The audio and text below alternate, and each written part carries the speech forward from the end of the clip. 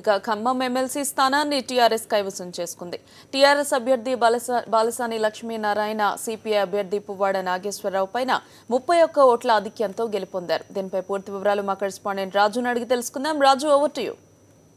భరితంగా సాగిన ఖమ్మం ఎమ్మెల్సీ ఎన్నికల్లో అధికార టీఆర్ఎస్ పార్టీకి చెందిన అభ్యర్థి బాలసాని లక్ష్మీనారాయణ విజయం సాధించారు. 313 మొత్తం 692 ఓట్ల పోలైతే 313 ఓట్లు బాలసాని లక్ష్మీనారాయణ సాధించారు.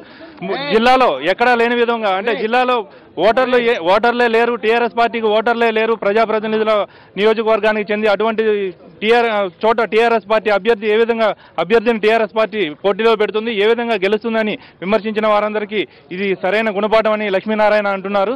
దీని గురించి మరిన్ని వివరాలు ఆయన అడిగి తెలుసుకుందాం. చెప్పండి సార్, జిల్లాలో అసలు టీఆర్ఎస్ పార్టీకి ఈ ఎమ్మెల్సీ నియోజకవర్గానికి చెందిన స్థానిక సంస్థల ఎమ్మెల్సీ నియోజకవర్గానికి చెందిన దాంట్లో ఓటర్లే లేరు, 4 ఓట్లు మాత్రమే ఉన్న టీఆర్ఎస్ పార్టీ అభ్యర్థిని ఏ విధంగా నిలబెడుతుందనే వారికి మీరేం చెప్పదలుచుకున్నారు? ఇప్పుడు ప్రజా తీర్పే వాళ్ళకు ఇప్పుడు జరిగినటువంటి పరిస్థితులలో వారికి గుణపాఠం చెప్పినట్టు, అనైతికమైనటువంటి అక్రమ పొత్తులు అధికారంతోని డబ్బుతోని మేము గెలవాలనుకునేటువంటి కోరిక పెట్టారు, హేళన చేశారు.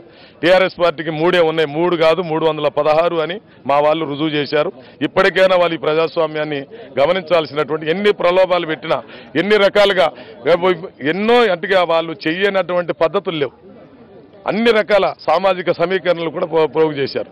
ఇన్ని రకాలు చేసినప్పటికీ, ఎన్ని రకాలు చెప్పినా ప్రజాప్రతినిధులు ఇవాళ రాష్ట్రంలో జరిగే అభివృద్ధికి, జిల్లాలో జరిగేటువంటి ఆనాడు కేసీఆర్ గారికి, ఇక్కడ తుమ్మల గారికి పట్టం కట్టి ఈ రోజు నన్ను విజయాన్ని సాధించడం. అంటే ఒక వైఎస్ఆర్సీపీ తర్వాత, అంటే వైఎస్ఆర్సీపీ మీ మీద అభ్యర్థిని పోటీ నిలిపింది, మిగతా రాజకీయ పక్షాలన్నీ కూడా, అంటే సిపిఐ, సిపిఎం, టీడీపీ, కాంగ్రెస్ పార్టీలు, అంటే అన్ని ప్రధానమైన రాజకీయ పక్షాలు కూడా మీకు వ్యతిరేకంగా పోటీ చేసి అభ్యర్థిని నిలబెట్టాయి ఉమ్మడిగా. అయినప్పటికీ కూడా మీరు ఈ విజయాన్ని సాధించారు. దీని పట్ల మీరు ఏ విధంగా మీ వైఎస్ఆర్ పార్టీకి మీ కృతజ్ఞతలు తెలియజేసుకుంటాను. వాళ్ళకి ఒక రాజకీయ పార్టీగా వాళ్ళ ఓట్లు వాళ్ళు ఖచ్చితంగా వాళ్ళకి 104 ఉంటే 102 ఓట్లు వేసుకున్నారు, 2 ఓట్లు ఇన్వాల్వ్ అయినాయి. 104 ప్రజాస్వామ్యాన్ని కాపాడే విధంగా వాళ్ళు చేసినందుకు ఇవాళ వైఎస్ఆర్ పార్టీ రాష్ట్ర అధ్యక్షుడు కానీ, ఇక్కడ ఉన్నటువంటి పోటీ చేసిన అభ్యర్థికి కూడా, కార్యకర్తలందరికీ కూడా నేను ధన్యవాదాలు తెలుసుకున్నాను. ఎందుకంటే వాళ్ళ ఓట్లు వాళ్ళు వేసుకున్నారు. కానీ వీళ్ళందరూ ప్రజాస్వామ్యాన్ని కూలి చేసే విధంగా నిన్నటి దాకా తిట్టుకున్నటువంటి మతోన్మాదం అనేది అనేక పొత్తులు పెట్టుకున్నటువంటి వీళ్ళకు ఈ ఎన్నికలు చూసారో సిగ్గు తెచ్చుకొని భవిష్యత్తులో ఇలాంటి కార్యక్రమాలు పాల్గొనకూడదు. రానున్న మున్సిపల్ ఎన్నికల్లో కూడా మీరు ఇలా ఒంటరిగా పోటీ చేస్తారా? మళ్ళీ ఏమైనా మిత్రపక్షాలతో కలిసి? టీఆర్ఎస్ పార్టీ తెలంగాణలో అన్ని చోట్ల ఒంటరిగానే పోటీ చేస్తుంది. మళ్ళీ రేపు కూడా మనం విజయం సాధిస్తాం.